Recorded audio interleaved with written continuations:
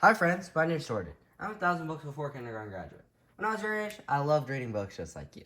Guess what? Listening to this book today counts towards your 1,000 books before kindergarten challenge. If you like this book, you can watch and listen to it over and over again. Each and every time counts.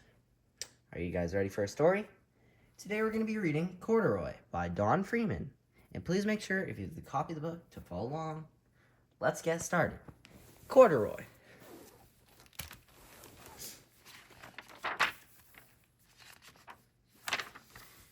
Corduroy is a bear who once lived in the toy department of a big store. Day after day, he waited with all the other animals and dolls for somebody to come along and take him home.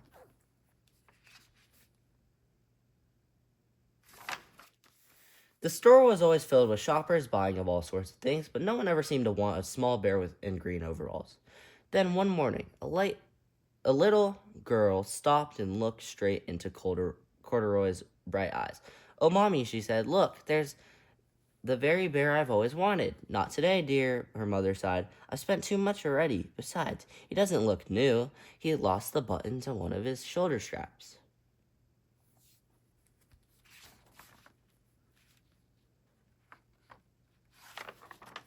Corduroy watched them sadly as they walked away. "I didn't know if I'd lost the button," he said to himself. "Tonight I'll go and see if I can find it."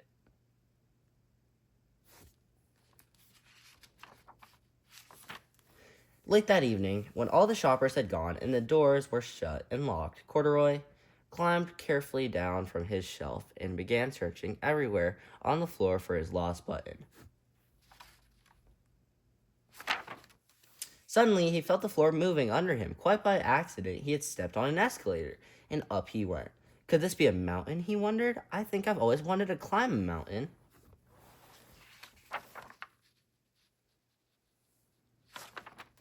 He stepped off the escalator as it reached to the next floor, and there before his eyes was a most amazing sight. Tables and chairs and lamps and sofas and rows of beds. "This must be a palace," Corduroy gasped. "I guess I've always wanted to live in a palace."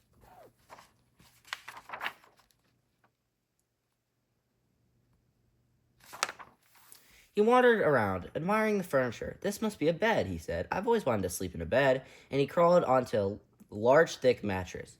All at once, he saw something small and round. "Why, here's my button," he cried, and he tried to pick it up. But like all the other buttons on the mattress, it was tied down shut. It was tied down tight.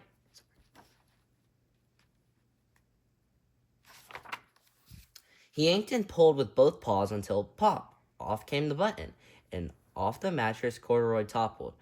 Boing, bang into a tall floor lamp. Over it fell with a crash. Corduroy didn't know it, but there was someone else awake in the store. The night watchman was going his rounds on the floor above. When he heard the crash, he came dashing down the escalator.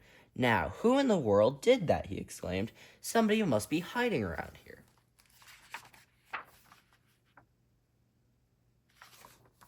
He flashed his light under and over sofas and beds until he came to the biggest bed of all, and there he saw two fuzzy brown ears sticking up from under the cover. "Hello," he said. "How did you get upstairs?"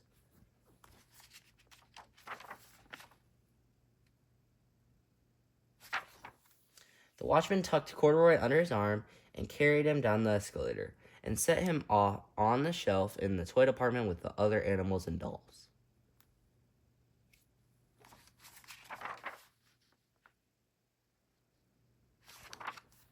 Corduroy was just waking up when the first customers came into the store in the morning, and there, looking at him with a wide, warm smile, was the same little girl he'd only seen the day before.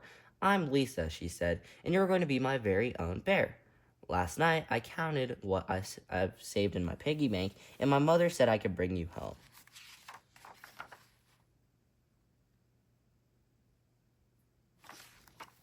"Shall I put him in a box for you?" the sales lady asked.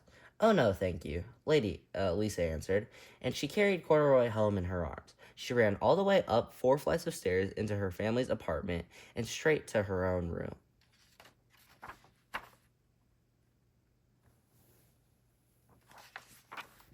Corduroy blinked. There was a chair and a chest of drawers, and alongside a girl-sized bed stood a little bed just the right size for him. The room was small, nothing like the enormous palace in the department store.